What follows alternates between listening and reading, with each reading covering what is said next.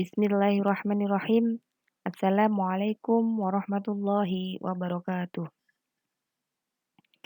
Selamat pagi anak-anak kelas 10 SMK Nurul Azhar. Hari ini kita akan belajar mata pelajaran pemrograman dasar. Materi yang akan kita pelajari hari ini adalah struktur dasar algoritma dan software bahasa pemrograman.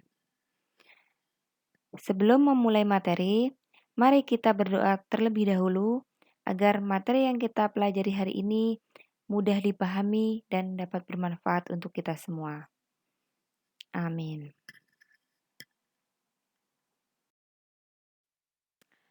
Struktur dasar algoritma. Struktur dasar algoritma itu terdiri dari 3, yaitu 3 macam struktur dasar. Yang pertama, runtunan. Yang kedua, pemilihan. Dan yang ketiga adalah perulangan. Yang pertama, runtunan. Runtunan atau struktur runtunan adalah suatu struktur program di mana setiap baris program akan dikerjakan secara urut dari atas ke bawah sesuai dengan urutan penulisannya. Sebuah runtunan terdiri dari satu atau beberapa instruksi. Setiap instruksi dikerjakan secara berurutan sesuai dengan urutan penulisannya, yaitu sebuah instruksi dilaksanakan setelah instruksi tersebut sebelumnya selesai dikerjakan. Urutan dari instruksi menentukan hasil akhir dari suatu algoritma. Apabila urutannya berubah, maka hasil akhirnya pun juga akan berubah. Karakteristik runtunan antara lain adalah yang pertama, setiap instruksi dikerjakan satu persatu. Jadi, pengerjaan instruksi atau sebuah perintah itu dikerjakan satu persatu terlebih dahulu. Yang kedua, setiap instruksi hanya dikerjakan satu kali. Jadi tidak ada pengulangan. Cukup memberikan instruksi atau perintah satu kali saja. Yang ketiga, urutan notasi yang ditulis sama dengan urutan instruksi yang akan diproses. Jadi, urutannya ketika kita menulis di algoritmanya itu harus sesuai dengan instruksi yang akan kita proses.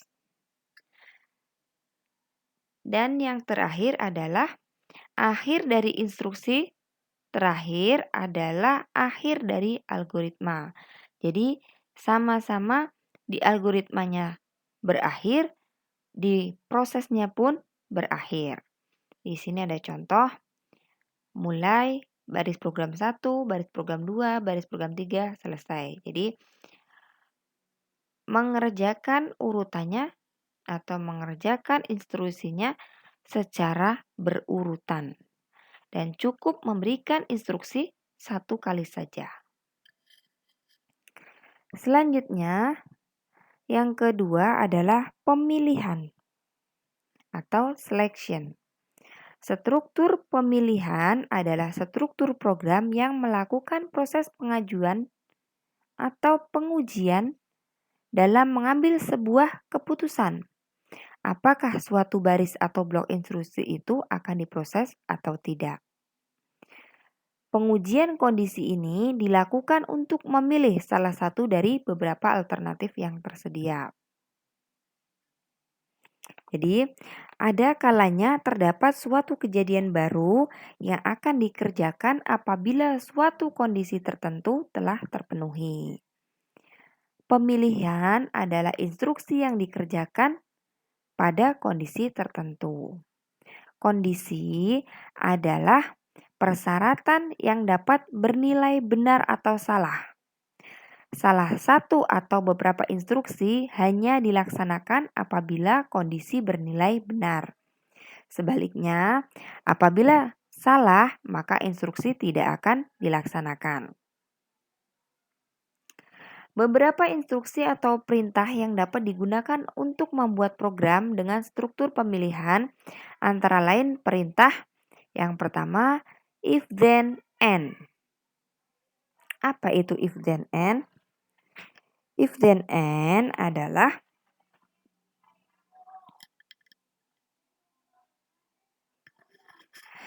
menganalisis satu kasus. Jadi if then and adalah analisis satu kasus. Selanjutnya yang kedua adalah if then else and. Artinya adalah menganalisis dua kasus atau dua perintah. Selanjutnya yang ketiga adalah if then else if else and, yaitu analisa tiga kasus atau lebih. Selanjutnya yang keempat adalah switch case otherwise, yaitu analisis bertingkat atau struktur case. Perintah-perintah ini digunakan sesuai dengan jenis struktur pemilihan yang akan dibuat. Jadi, ketika memilih instruksi atau perintah yang digunakan itu bisa dengan pembuatan program pemilihannya if then and jika perintahnya 1, if then else and jika perintahnya 2, if then else if else and itu jika perintah atau instruksinya 3 kasus atau lebih. Dan bisa switch case otherwise itu jika instruksinya itu bertingkat atau berstruktur. Perintah-perintah ini digunakan sesuai dengan jenis struktur pemilihan yang akan dibuat.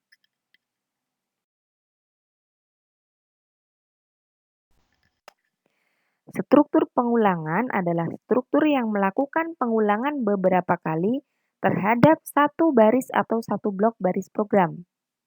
Pengulangan akan dilakukan sesuai dengan persyaratan yang diberikan. Salah satu kelebihan komputer adalah kemampuannya untuk mengerjakan pekerjaan atau perintah yang sama secara berulang-ulang tanpa merasa lelah ataupun bosan. Nah, perulangan dapat dilakukan sejumlah kali sampai kondisi yang diinginkan tercapai. Jadi, pengulangan itu bisa dilakukan berkali-kali. Berikut ini 3 jenis konstruksi perulangan.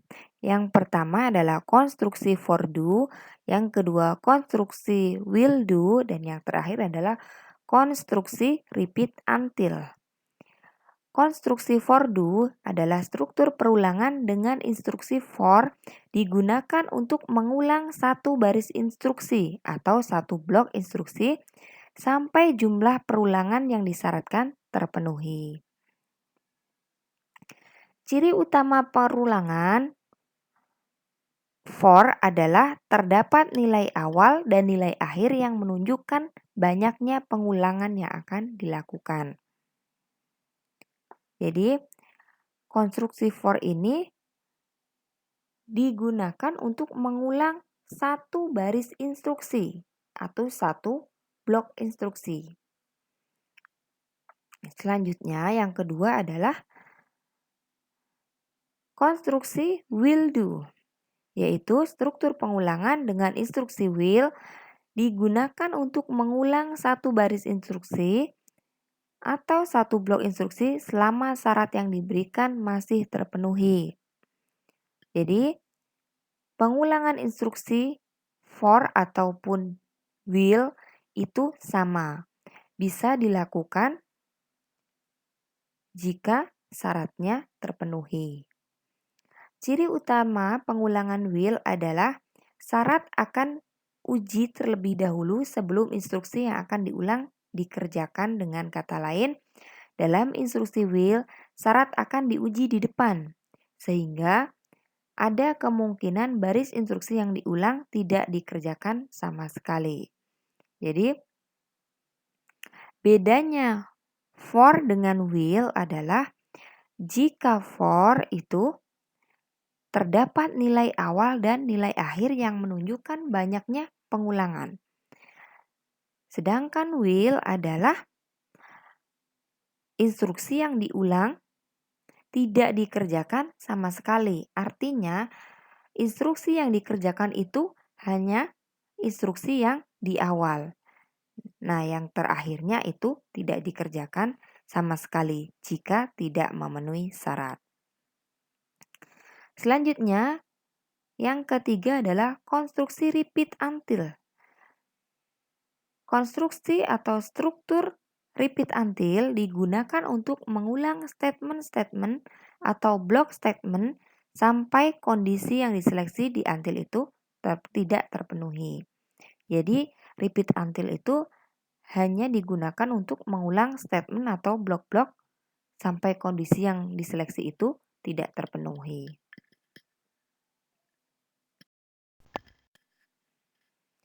Pembahasan kita selanjutnya adalah software bahasa pemrograman. Perangkat lunak atau software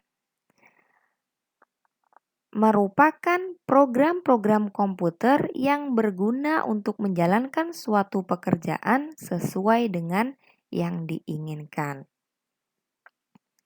Program tersebut ditulis dengan bahasa khusus yang bisa dimengerti oleh komputer. Program tersebut dianalogikan sebagai perintah yang dijalankan oleh prosesor pada komputer. Sebagai pembelajaran tentang bahasa pemrograman ini, kita sebagai pelajar harus dapat menguasai dasar-dasar algoritma dan bahasa pemrograman. Akan menjadi suatu langkah awal kita. Pembelajaran tersebut berguna mengembangkan perangkat lunak yang digunakan untuk kebutuhan sehari-hari, yaitu perangkat lunak penghitungan harga kasir, rental VCD maupun buku-buku, perpustakaan dengan sistem online, sistem informasi sekolah, dan lain-lain. Jadi masih banyak yang bisa kita lakukan untuk mengembangkan perangkat lunak pada kehidupan kita sehari-hari yang tentunya berhubungan dengan kegiatan kita.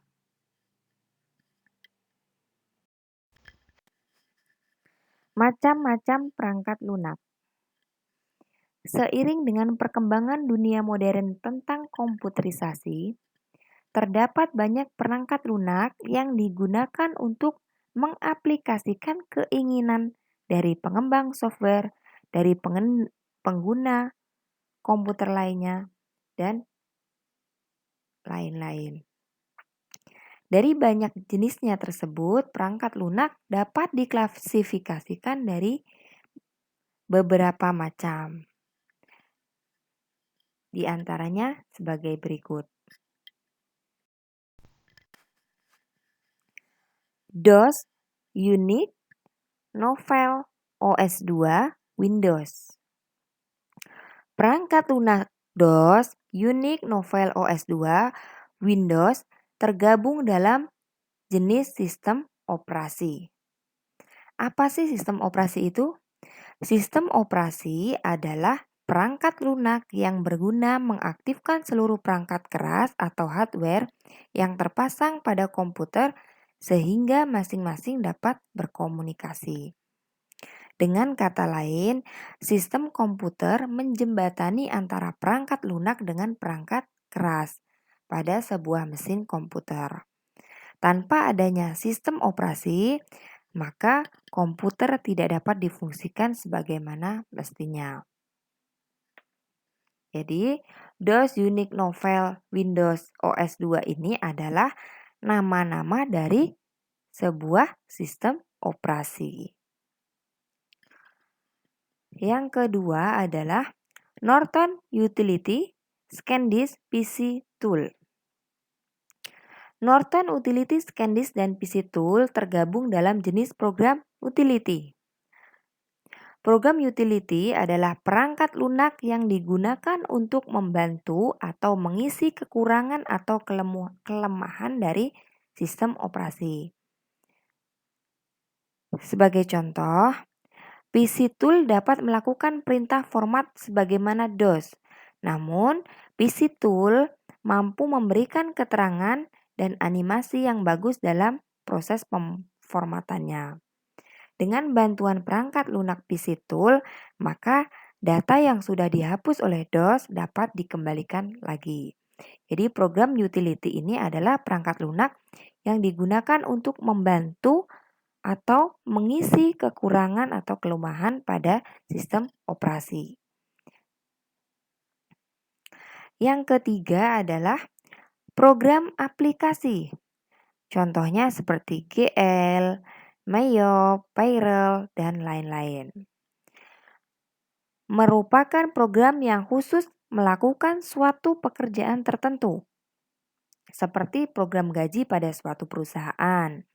Maka program ini hanya digunakan oleh bagian keuangan saja, tidak dapat digunakan oleh departemen yang lain. Umumnya program aplikasi ini dibuat oleh seorang programmer komputer sesuai dengan permintaan atau kebutuhan seseorang atau kebutuhan perusahaan dengan keperluan perusahaan tersebut. Jadi bedanya sistem operasi, sistem utility, dan program aplikasi tadi sudah dijelaskan bahwa sistem operasi itu adalah perangkat lunak yang berguna mengaktifkan seluruh perangkat keras. Selanjutnya, program utility adalah perangkat lunak pembantu atau perangkat lunak yang mengisi kelemahan dari sistem operasi. Sedangkan program aplikasi adalah sebuah program yang khusus dibuat untuk melakukan suatu pekerjaan tertentu. Jadi di sini bisa dipahami ya.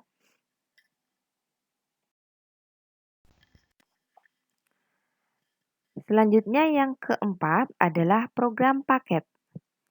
Program paket adalah program yang dikembangkan untuk kebutuhan umum. Contohnya, pengolah kata atau editor naskah. Itu bisa menggunakan WordStar, Microsoft Word, WordPerfect, dan AmiPro. Selanjutnya, pengolah angka atau lembar kerja itu bisa menggunakan aplikasi Lotus 123, Microsoft Excel, Quarto Pro, dan lain-lain. Selanjutnya untuk presentasi bisa menggunakan Microsoft PowerPoint. Dan selanjutnya untuk desain grafis bisa menggunakan CorelDRAW dan Photoshop. Jadi program paket itu adalah contohnya Microsoft Office. Nah, Office ini ada beberapa programnya. Program yang pertama adalah program pengolah kata, ada program pengolah angka, ada pengolah presentasi, dan desain grafis. Selanjutnya adalah compiler. Compiler adalah menerjemahkan bahasa yang dipahami oleh manusia menjadi bahasa mesin. Bahasa mesin adalah bahasa yang bisa dimengerti oleh komputer, yang terdiri dari nilai biner yaitu 0 dan 1. Jadi, komputer itu hanya bisa memahami satu bahasa saja, yaitu bahasa mesin. Bahasa mesin itu terdiri dari nilai atau angka 0 dan 1.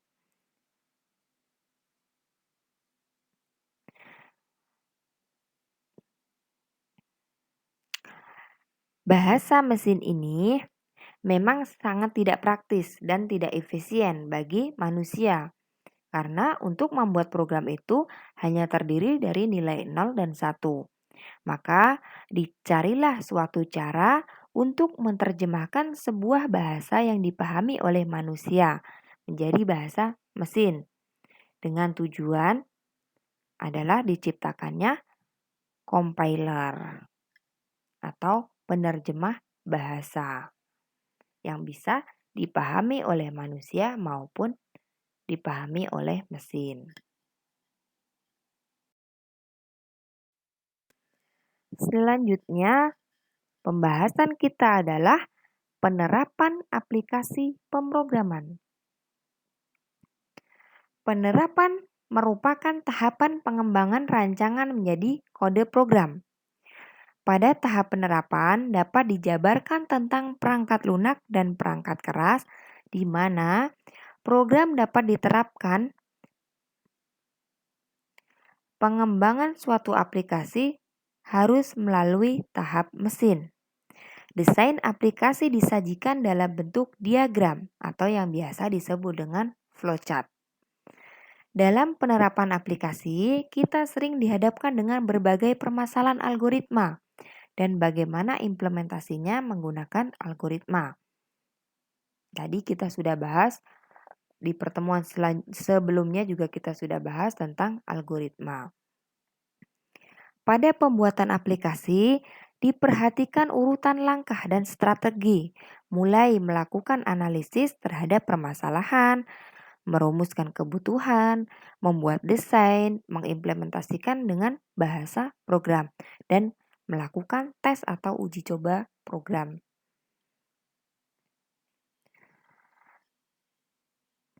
Yang pertama, pengembangan aplikasi dan analisis pemecahan masalah.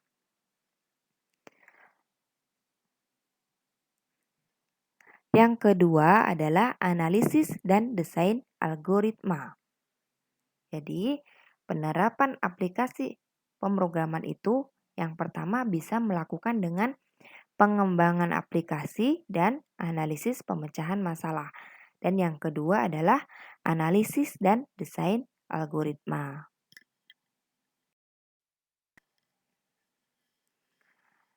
Pengembangan aplikasi dan analisis pemecahan masalah itu untuk menyusunnya atau untuk menyusun bagaimana sebuah program itu dibutuhkan tahapan penyusunannya.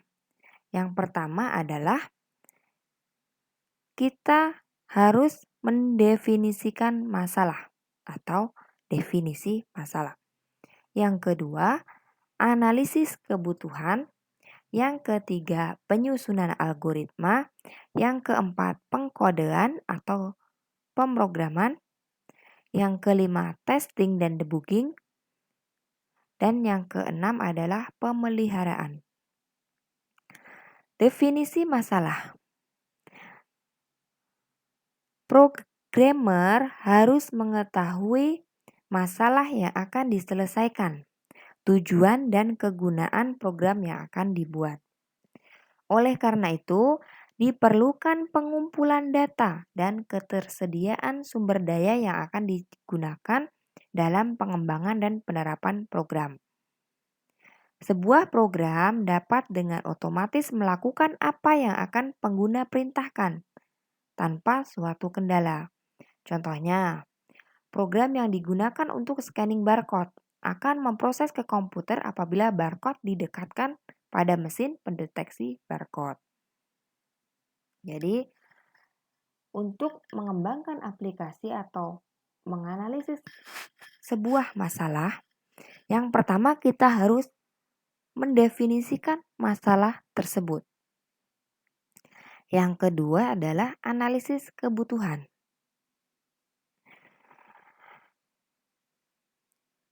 Menganalisa masalah yaitu mengumpulkan kebutuhan untuk pengembangan program. Jadi, yang pertama tadi kita sudah mendefinisikan masalahnya tentang tujuannya dan juga kegunaan program yang akan kita buat. Yang kedua adalah mengumpulkan kebutuhan untuk pembuatan program. Yang ketiga adalah penyusunan algoritma. Pada tahap ini disebut dengan tahap desain, yaitu desain program disajikan dalam bentuk flowchart sehingga mudah diterapkan ke dalam algoritma. Jadi kemarin sudah dijelaskan ketika kita akan membuat sebuah algoritma, maka kita harus membuat flowchart supaya mudah diterapkan ke dalam algoritma dan mudah dibaca. permasalahannya.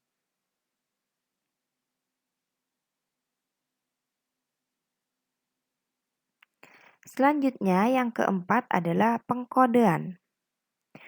Apabila program memerlukan database untuk berbagi kebutuhan seperti penyimpanan, akses informasi, atau program, harus memiliki tampilan yang menarik dengan berbagai tombol dan menu. Maka, bahasa Pascal tidak akan cocok karena masih sederhana. Oleh karena itu, diperlukan pemrograman visual seperti Delphi, VBNet, dan lain sebagainya. Jadi ketika tadi kita sudah membuat algoritma, membuat bagan alir atau flowchart-nya, maka selanjutnya kita mengkonversikannya ke kode program. Selanjutnya yang kelima adalah testing dan debugging.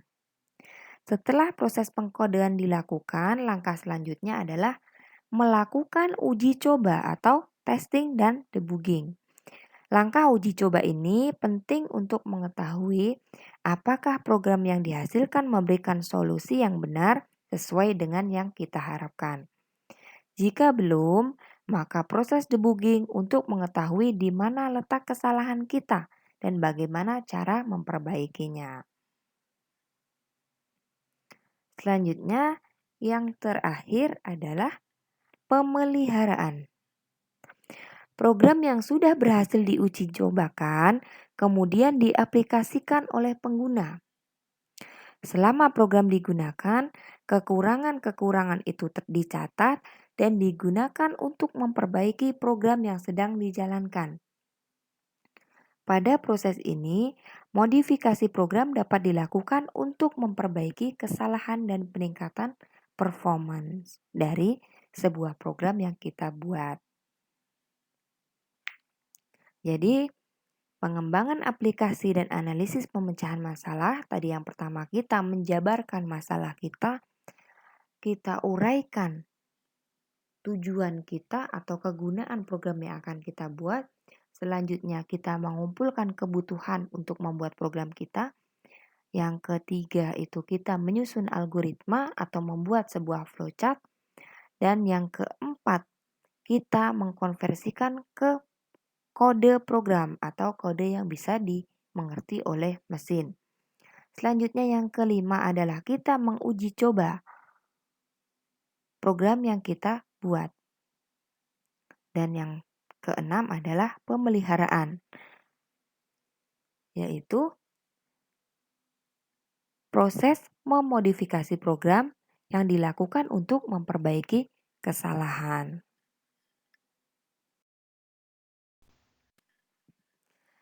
Selanjutnya, yang kedua tadi adalah analisis dan desain algoritma. Algoritma yang baik bukan hanya benar dalam menentukan sebuah solusi, namun harus efektif dan efisien.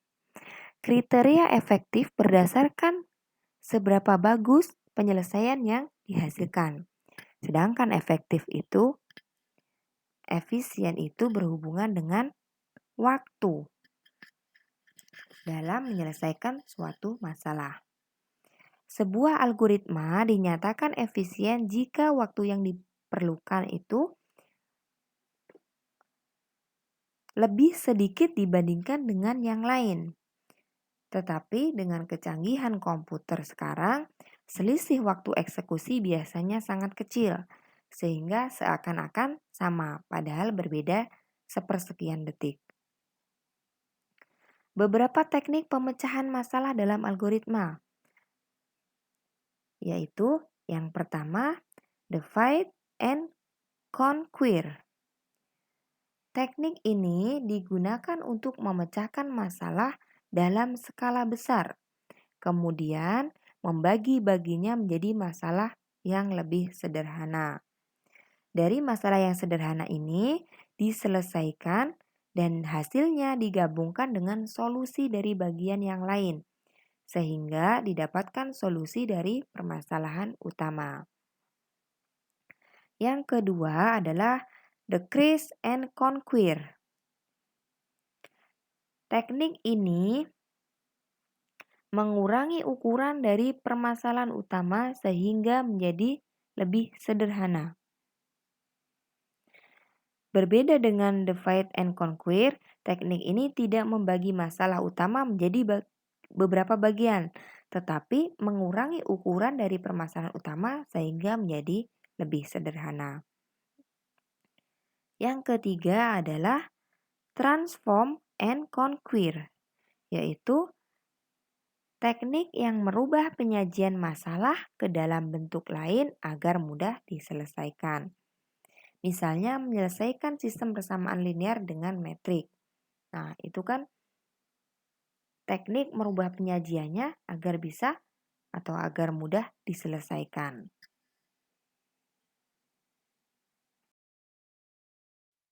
Nah, materi yang kita bahas hari ini cukup sekian. Mudah-mudahan materi yang Ibu sampaikan bisa dimengerti dan bisa dipahami. Cukup sekian.